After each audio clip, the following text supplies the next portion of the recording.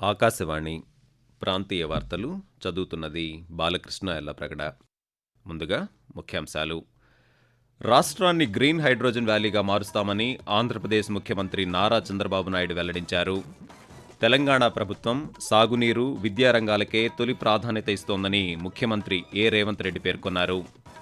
అన్ని ప్రాంతాల సమగ్రాభివృద్ధే కూటమి ప్రభుత్వ లక్ష్యమని ఆంధ్రప్రదేశ్ గృహ నిర్మాణ శాఖ మంత్రి కొలుసు పార్థసారథి చెప్పారు. ఉమ్మడి ఆంధ్రప్రదేశ్ మాజీ ముఖ్యమంత్రి, తెలుగుదేశం పార్టీ వ్యవస్థాపకులు ఎన్టీ రామారావు వర్ధంతి ఈరోజు. వార్తల వివరాలు. రాష్ట్రాన్ని గ్రీన్ హైడ్రోజన్ వ్యాలీగా మారుస్తామని ఆంధ్రప్రదేశ్ ముఖ్యమంత్రి నారా చంద్రబాబు నాయుడు పేర్కొన్నారు. కాకినాడ సమీపంలో ఏర్పాటు చేయనున్న ఏఎం గ్రీన్ అమ్మోనియా ప్రాజెక్టుకు ఉప ముఖ్యమంత్రి పవన్ కళ్యాణ్తో కలిసి ఆయన నిన్న శంకుస్థాపన చేశారు. అనంతరం నిర్వహించిన బహిరంగ సభలో ముఖ్యమంత్రి మాట్లాడుతూ గ్రీన్ అమ్మోనియా భవిష్యత్తులో పెను మార్పులకు నాంది కాబోతుందన్నారు. కాకినాడలో ఏర్పాటు చేయబోతున్న ప్రాజెక్ట్ ప్రపంచంలోనే అతిపెద్ద గ్రీన్ అమ్మోనియా పరిశ్రమని చెప్పారు. 2027 జూన్ నాటికి మొదటి దశ ఉత్పత్తి ప్రారంభమవుతుందని ముఖ్యమంత్రి పేర్కొంటూ 2027 మే జూన్ కంతా కూడా మొదటి ప్రొడక్షన్ కాకినాడ నుంచి స్టార్ట్ అవుతుంది. 0.5 మిలియన్ టన్స్. ఇది ఒక చరిత్ర. కాకినాడ రాబోయే రోజుల్లో గ్రీన్ ఎనర్జీ అంటే ప్రపంచం ముందు మొత్తం అందరూ కూడా చర్చించుకునే పరిస్థితి వస్తుంది. కాకినాడలోనే 2 గిగావాట్ల ఎలక్ట్రలైజర్స్ తయారు చేయడానికి ఒక 2,000 కోట్ల రూపాయలు ఖర్చు పెడుతున్నారు. ఇది కూడా ఒక మేజర్ బ్రేక్ త్రూ అని చెప్పి కూడా నేను మీకు తెలియజేస్తున్నా. తెలంగాణ ప్రభుత్వం సాగునీరు, విద్యారంగాలకే తొలి ప్రాధాన్యత ఇస్తోందని ముఖ్యమంత్రి రేవంత్ రెడ్డి పేర్కొన్నారు. మహబూబ్నగర్ జిల్లా జడ్చర్లలో ఇంటిగ్రేటెడ్ రెసిడెన్షియల్ స్కూల్, చిట్టబోయినపల్లిలో IIIT నిర్మాణానికి ముఖ్యమంత్రి నిన్న భూమి పూజ చేశారు. అనంతరం ప్రభుత్వ పాఠశాలలు, కళాశాలల విద్యార్థులతో ఆయన ముచ్చటించి మాట్లాడుతూ మా ప్రభుత్వం ఇవ్వగలిగింది విద్యనే. విద్య ఒక్కటే మీ జీవితాలను మారుస్తుంది. విద్య ఒక్కటే మీ తల్లిదండ్రులను ఆత్మ గౌరవంతో తలెత్తుకునే విధంగా ఈ సమాజంలో నిలబెడుతుంది. కేంద్ర ప్రభుత్వంలో మనం నిధులు రాబట్టుకోవాలంటే కూడా మన వాళ్ళు ఎవరైనా IAS, IPSలు ఉంటే మనకు అత్యధికంగా నిధులు వస్తాయి. తప్పకుండా మీ అందరికీ ఉజ్వల భవిష్యత్తు ఉంటుంది. సంవత్సరం తిరిగే లోపల ఇక IIIT బిల్డింగ్ కట్టి ఒక మంచి క్యాంపస్ క్రియేట్ చేసి చదువుకోవడానికి ఒక మంచి వాతావరణాన్ని ఏర్పాటు చేయడం జరుగుతుంది. రాష్ట్రంలోని వివిధ నీటిపారుదల ప్రాజెక్టుల నిర్మాణాన్ని ప్రాధాన్యత క్రమంలో చేపట్టాలని ఆంధ్రప్రదేశ్ ముఖ్యమంత్రి నారా చంద్రబాబు నాయుడు అధికారులను ఆదేశించారు. గుంటూరు జిల్లా ఉండవల్లిలోని క్యాంపు కార్యాలయంలో అభివృద్ధి కార్యక్రమాలు, సాగునీటి ప్రాజెక్టులపై ఆయన నిన్న సమీక్ష నిర్వహించారు. ఈ సందర్భంగా ముఖ్యమంత్రి మాట్లాడుతూ గత ఏడాది హంద్రీ నీవా కాలువ వెడల్పు పనులను నిర్దేశించుకున్న గడువులోపు పూర్తి చేశామన్నారు.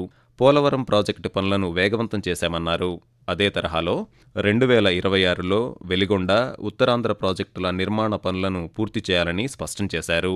రాయలసీమలో ఉద్యాన రంగంలో చేపట్టాల్సిన అభివృద్ధి కార్యక్రమాలు, పూర్వోదయ పథకం, నల్లమల సాగర్ సహా వివిధ శాఖల్లో ప్రభుత్వ, ప్రైవేటు భాగస్వామ్యంతో చేపట్టాల్సిన ప్రాజెక్టులు, జల్ జీవన్ మిషన్ పథకం వంటి అంశాలపై సమీక్షించారు.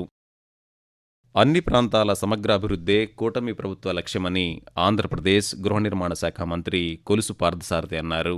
గుంటూరు జిల్లా మంగళగిరిలో ఆయన నిన్న పాత్రికేయులతో మాట్లాడుతూ కూటమి ప్రభుత్వం అధికారం చేపట్టిన అనంతరం అమరావతి పనులు మళ్లీ వేగవంతం చేసినట్లు చెప్పారు. లేఅవుట్ల అభివృద్ధి, రహదారులు, సచివాలయం, శాసనసభ, మంత్రుల, IASల నివాసాలు, వరద నివారణ పనులను ప్రపంచ బ్యాంక్, ఆసియా అభివృద్ధి బ్యాంకుల నిధులతో చేపట్టినట్లు వెల్లడించారు. ప్రపంచ స్థాయి నగరంగా అమరావతి రూపుదిద్దుకుంటోందని తెలిపారు. అంతేకాకుండా విశాఖపట్నం, అనకాపల్లి ప్రాంతాల్లో TCS, రిలయన్స్ వంటి సంస్థలు పెట్టుబడులు పెట్టాయన్నారు. వరల్డ్ ఎకనామిక్ ఫోరం సదస్సులో పాల్గొనేందుకు ఆంధ్రప్రదేశ్ ముఖ్యమంత్రి నారా చంద్రబాబు నాయుడు, మంత్రులు, అధికారుల బృందం ఈరోజు దావోస్ బయలుదేరి వెళ్లనుంది. ఈ నెల 19 నుంచి 22వ తేదీ వరకు దావోసులో ప్రపంచ ఆర్థిక సదస్సులో పలువురు పారిశ్రామికవేత్తలతో ముఖ్యమంత్రి భేటీ అవుతారు. ఈ రాత్రి విజయవాడ విమానాశ్రయం నుంచి బయలుదేరి ముఖ్యమంత్రి బృందం ఢిల్లీ వెళుతుంది. అక్కడి నుంచి రేపు రాత్రి బయలుదేరి ఎల్లుండి ఉదయం జ్యూరిచ్కు చేరుకుంటుంది. జ్యూరిచ్లో పలువురు పారిశ్రామికవేత్తలతో ముఖ్యమంత్రి సమావేశమవుతారు. అనంతరం భారత ఎంబసీ ఆధ్వర్యంలో హిల్టన్ హోటల్లో ఏర్పాటు చేసిన తెలుగు డయాస్పోరా కార్యక్రమానికి హాజరవుతారు. జ్యూరిచ్ నుంచి రోడ్డు మార్గాన దావోస్కు వెళ్లనున్నారు. ఆకాశవాణి ప్రాంతీయ వార్తలు వింటున్నారు. పండుగ అనంతరం తిరుగు ప్రయాణమయ్యే ప్రయాణికుల నుంచి అధికంగా ఛార్జీలు వసూలు చేసే ప్రైవేటు ట్రావెల్స్ సంస్థలపై కఠిన చర్యలు తీసుకుంటామని ఆంధ్రప్రదేశ్ రవాణా శాఖ మంత్రి మండిపల్లి రాంప్రసాద్ రెడ్డి చెప్పారు. విజయవాడ నుంచి వివిధ నగరాలకు వెళ్లే ప్రయాణికుల నుంచి ప్రైవేటు ట్రావెల్స్ అధికంగా ఛార్జీలు వసూలు చేస్తున్న విషయం ప్రభుత్వం దృష్టికి వచ్చిందని ఒక ప్రకటనలో తెలిపారు. ప్రయాణికులకు అధిక ఛార్జీల సమస్య ఎదురైతే టోల్ ఫ్రీ నంబర్ 9281607001ను సంప్రదించాలని మంత్రి సూచించారు. ఉమ్మడి ఆంధ్రప్రదేశ్ మాజీ ముఖ్యమంత్రి, తెలుగుదేశం పార్టీ వ్యవస్థాపకులు ఎన్టీ రామారావు వర్ధంతి ఈరోజు. ఆంధ్రప్రదేశ్లోని కృష్ణా జిల్లా నిమ్మకూరు గ్రామంలో 1923 సంవత్సరం మే 28వ తేదీన జన్మించిన ఆయన 1949లో చలనచిత్ర రంగంలో ప్రవేశించి పలు సాంఘిక, జానపద, పౌరాణిక చిత్రాల్లో నటించి ప్రజాభిమానాన్ని చూరగొన్నారు. 1983 నుంచి 1995 మధ్యకాలంలో 3 పర్యాయాలు ఉమ్మడి ఆంధ్రప్రదేశ్ ముఖ్యమంత్రిగా సేవలందించారు. తెలుగు భాష వినియోగానికి అహర్హం పాటుపడిన ఎన్టీఆర్ 1996 జనవరి 18వ తేదీన తుదిశ్వాస విడిచారు. ఆయన వర్ధంతి సందర్భంగా ఒక ప్రముఖ చిత్రంలోని రామారావు గళాన్ని ఒకసారి విందాం. ఓహో, రాచరికమా అర్హతను నిర్ణయించున్నది. హైరమా సామ్రాజ్యములో సస్యశ్యామలమై సంపద విరామమై వెలుగొందు అంగరాజ్యములకిప్పుడే ఈతని మూర్ధాభిషిక్తిని గావించుతున్నాను. సోదరా దుశ్శాసన, అనర్ఘనవరత్న శక్తి కిరీటమును వేగము గదెము.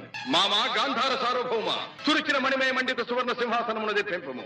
వంది మాగధులారా, కర్ణ మహారాజును కైవారములు గావింపుడు. పుణ్యాంగరులారా, ఈ రాధాసుతులకు పాలభాగమున కస్తూరి తిలకమును తీర్చిదిద్ది బహుజన సుకృత పరిపాక సమలబ్ధ సహజ కవచ కైశ వైఢూర్య ప్రభారించోడికి వాంఛలు చలవేగా వీరగంధము విద్యరాల్పుడు. ప్రకృతి వ్యవసాయంతో ఎన్నో లాభాలున్నాయని పల్నాడు జిల్లాకు చెందిన రైతులు తెలియజేస్తున్నారు. కేంద్ర ప్రభుత్వ సహకారంతో సేంద్రియ ఎరువులతో సహజ వ్యవసాయం చేస్తూ ఒకవైపు ప్రజల ఆరోగ్యాన్ని కాపాడుతూ ఆర్థికంగా లబ్ధి పొందుతున్నామంటున్నారు.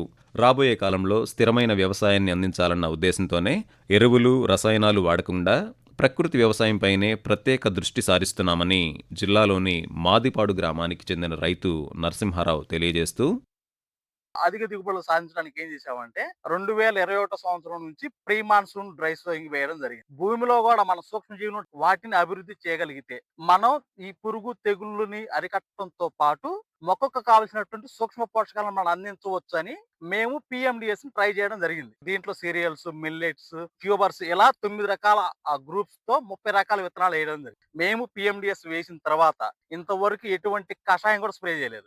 వాటంతటా అవే పురుగులని ఆపోజ్ చేయడం జరిగింది. న్యూజిలాండ్ క్రికెట్ జట్టు భారత పర్యటనలో భాగంగా ఇరు జట్ల మధ్య నిర్వహిస్తున్న వన్డే సిరీస్లో 3వ మ్యాచ్ ఈరోజు జరగనుంది.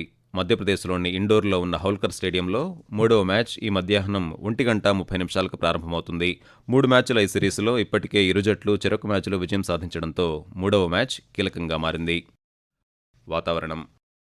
ఆంధ్రప్రదేశ్ యానాంలలో దిగువ ట్రోపో ఆవరణంలో ఈశాన్య, తూర్పు దిశగా గాలులు వీస్తున్నాయని అమరావతిలోని భారత వాతావరణ కేంద్రం తెలిపింది. వీటి ఫలితంగా రాష్ట్రంలోని కోస్తా ఆంధ్రప్రదేశ్, యానాం, రాయలసీమల్లో పొడి వాతావరణం నెలకొనడంతో పాటు దట్టమైన పొగమంచు 1-2 చోట్ల కురిసే అవకాశం ఉందని వాతావరణ కేంద్ర అధికారి ఎం వెంకట్రావు పేర్కొన్నారు. కనిష్ట ఉష్ణోగ్రతల్లో వచ్చే 5 రోజుల పాటు గణనీయమైన మార్పులు ఉండవని తెలిపారు. మరోవైపు తెలంగాణలో రానున్న 5 రోజుల పాటు పొడి వాతావరణం ఏర్పడే అవకాశం ఉందని హైదరాబాద్లోని వాతావరణ కేంద్రం వెల్లడించింది. ఆకాశవాణి ప్రాంతీయ వార్తలు ముగించే ముందు ముఖ్యాంశాలు మరోసారి.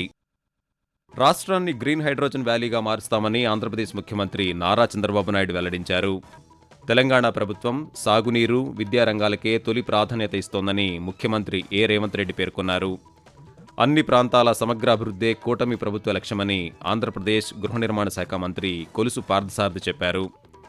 ఉమ్మడి ఆంధ్రప్రదేశ్ మాజీ ముఖ్యమంత్రి, తెలుగుదేశం పార్టీ వ్యవస్థాపకులు ఎన్టీ రామారావు వర్ధంతి ఈరోజు. ఆకాశవాణి ప్రాంతీయ వార్తలు ఇంతటితో సమాప్తం.